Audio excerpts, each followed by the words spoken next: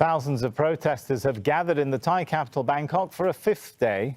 They've been rallying in defiance of a government ban. Dozens have been arrested. They're calling for the Prime Minister to stand down, the monarchy to be reformed, and a new constitution. Police warn they'll respond to any acts of violence. Tony Cheng is live for us in Bangkok, and judging by the scenes behind you, Tony, looks like people are still turning out, right?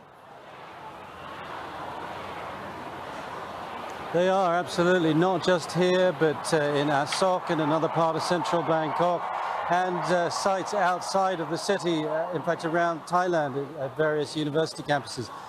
So I think they have shown very clearly that they can still attract the numbers after the crackdown on Friday night, where the police used riot police out, that used water cannon with chemical-laced water, in scenes that I think surprised many Thais, but they are still coming out. They came out yesterday despite the fact that a lot of public transport was shut down in central Bangkok.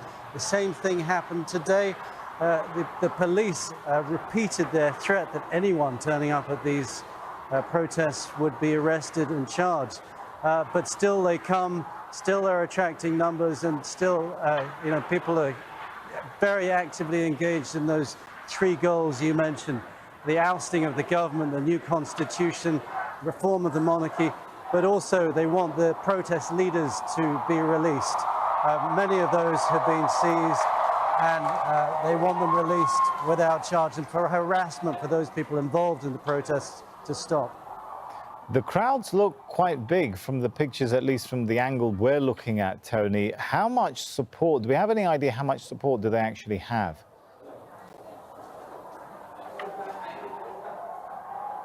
Well, they are getting a pretty broad base of support, not just from those people coming, but from outside. We've seen Thai celebrities, for example, who traditionally are very wary of getting involved in Thailand's often complicated political scenery.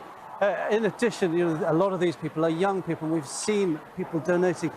In one case, a K-pop fan website managed to raise more than $30,000 in 24 hours. And some of that money has been spent. We've seen it on safety goggles and helmets, which have been distributed to the crowd. There are sound systems which have been used in the past.